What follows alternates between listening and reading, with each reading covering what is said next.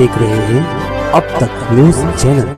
मुस्तकीम भाई, bank of Baroda का मामला मालेगांव शहर में काफ़ी गरमा रहा है और गरमाना भी चाहिए क्योंकि वो लोगों की ज़रूरत की चीज़ है। लेकिन कुछ सवाल ये भी उठ रहे हैं कि सियासी लीडरान क्या कर रहे हैं। इस पर आप क्या कहेंगे बैंक ऑफ बड़ौदा के सवाल पर? देखो, किसी भी ऑफिस, किसी भी बैंक या जो भी गरीबों की ज़रूरत की ऑफिसेस वगैरह हैं, उन पर सबसे पहले आमदार का काम होता है, नुमाइंदे का काम होता है कि वो उस पर ध्यान रखे और उसके ऊपर कामकाज करे। और इतना उसका दबदबा और इतना असर होना चाहिए कि जो चीज़ हमारे पास है वो दूसरे हिस्से में ना जाए और ज़रूरत की है, और ख़ास तौर से गरीबों की।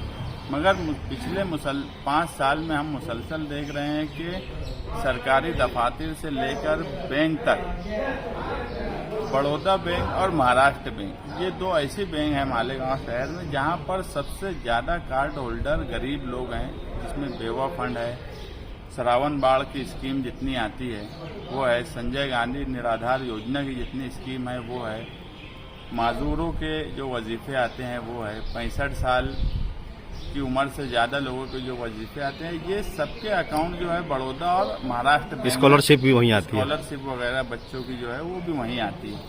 तो ये बैंक में ज़्यादा कार्ड होल्डर मालेगांव सेंट्रल के, मगर हम देख रहे हैं कि ये बैंक भी नदी के उस पार जा रही है।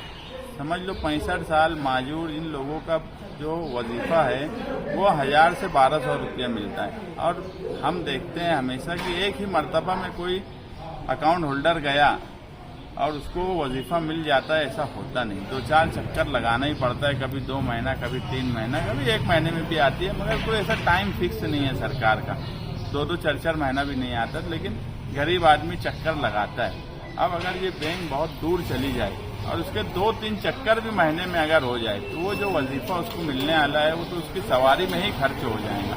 मुस्तकीम भाई, मतलब बैंक ये बता नहीं रही है कि ले जाने का रीजन क्या है? क्या इसके पीछे कोई सियासत या कोई राजनीति तो नहीं की जा रही है? पर सरकारी बैंक के नदिया के उस पार जा रही है और प्राइवेट बैंक के वो नदिया के इस पार आ रही है। एक बात आप सीधी सी समझ लो, मालेगांव सेंट्रल के साथ मुसलसल सौतेला सलूक जानबूझकर किया जा रहा है। तुम दफातर को ले लो, आरटीओ ऑफिस से लेकर रजिस्ट्रार ऑफिस तक, जितनी मालेगांव सेंट्रल के करीब है वो उससे दूर ही जा रही है। इसमें ऑफिसर वगैरह को ये लगता है कि यार यहाँ पर जो वजीफा लिया जा रहा है इनकी तादाद बहुत ज़्यादा है, और कहीं ना कहीं तुम देखेंगे बार बार एक बात बोली जाने लगी है बीजेपी की तरफ से या फिरका परस्तों की तरफ से कि जो सरकारी स्कीम आती है उसमें भी मुसलमानों को या माइनॉरिटी को पूरा फायदा मिलता है, मगर वो वोट नहीं देते।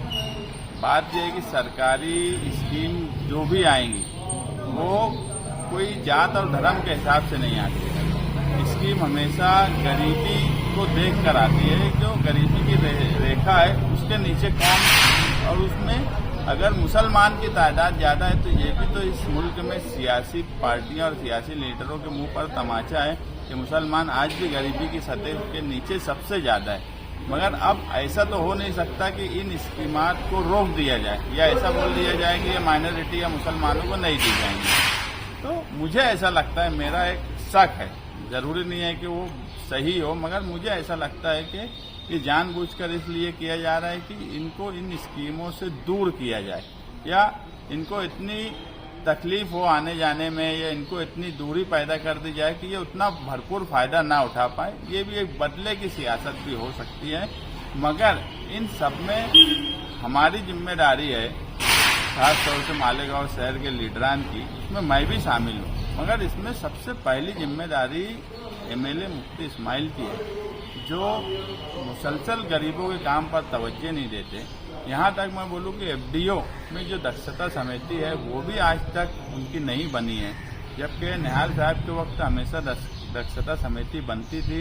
उसके बाकायदा हर राशन दुकान पर बोर्ड लगते थे, अगर कोई राशन होल्डर को राशन दुकानदार तकलीफ देता था तो उसमें से नाम, उस वक्त नंबर वगैरह ऐसे नहीं थे, मगर नाम से वो उस तक पहुंच जाता था।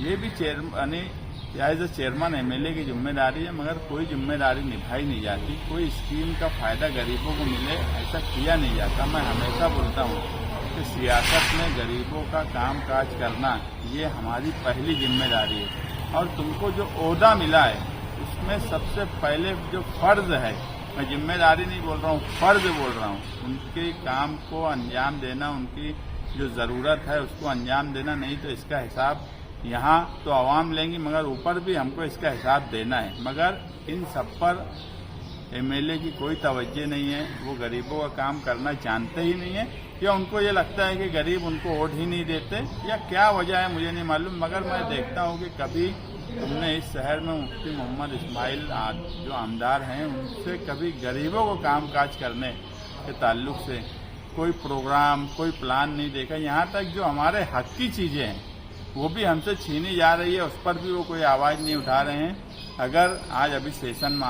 मानसून का सेशन महाराष्ट्र का चल रहा है, अगर उनको थोड़ी भी गरीबों से हमदर्दी होगी तो इन 5 सालों में जितनी ऑफिसेज और सब कुछ गया है वो रिकॉर्ड्स उनके पास भी होंगे।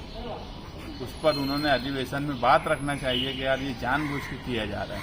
मुस्तकिम भाई, आप सवाल ये है कि बैंक बचाएगा कौन जाने से, क्या आप इसके लिए कोई लाए अमल तैयार करेंगे? हमको जब ये मैं क्या बोला कि मीडिया के जराये से हमको ये बात मालूम हुई, और मैं मीडिया को मुबारकबाद देता हूँ, क्योंकि मैं हमेशा बोला हूँ कि लीडर का चेहरा मीडिया होती है, मीडिया उसको अपना चेहरा बताती है।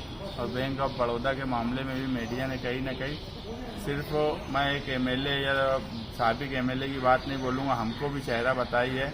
और हमेशा जनता दल और आज की समाजवादी निहाल साहब के वक्त ये पार्टी गरीबों की ही पार्टी रही है और गरीबों के लिए काम काज किया है। हम इसमें मीटिंग जल्द ही बुलाने वाले, और हमारी कोशिश है कि किसी तरीके से जो बड़े कार्ड होल्डर है उन लोगों की मीटिंग बुलाकर हम उसको किस तरह से रोका जाए, उस मीटिंग में हम जिम्मेदारों से बातचीत करके तय करेंगे। मगर हमारी कोशिश ये रहेगी कि कार्ड होल्डरों को तकलीफ। मुस्तकिम भाई, वहाँ के मैनेजर का कहना है कि आज तक मेरे पास कोई, आप मुफ्ती साहब को बैंक ऑफ बड़ौदा के लिए करना चाहिए या नहीं करना चाहिए उस पर सवाल नहीं उठा रहे। लोगों के कमेंट में ये आ रहा है कि तुम थे तो तुमने क्या किया, तुमने ये कर दिए, तुमने वो कर दिए, तुमने वो कर दिए। इस तरीके की जो जानिबदारी मतलब शहर की आवाम भी लेती है, जबकि ये उन्हीं के फायदे का काम है।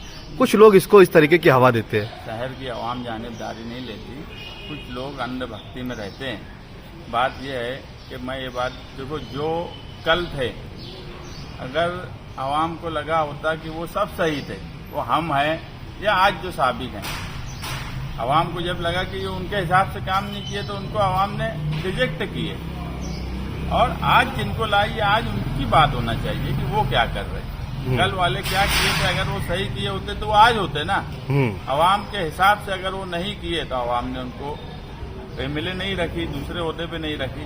जो जिनके ताल्लुक से आज सही लग रहा है उनके आज जिम्मेदारी है। आप देखो, ये जमाना डिजिटल दौर है, ये बहुत लंबे वक्त तक चलता नहीं। आज की बात जो है, आज जिसकी जिम्मेदारी है उन्होंने अपनी जिम्मेदारी निभाना। और आप जो बोले कि आवाम दयानतदारी से बात नहीं करती, ऐसा नहीं। 2-4-5 लोगों की राय, ये अवामी राय नहीं है कि हमको दिख रहा है कि किसकी जमीन खिसक चुकी है।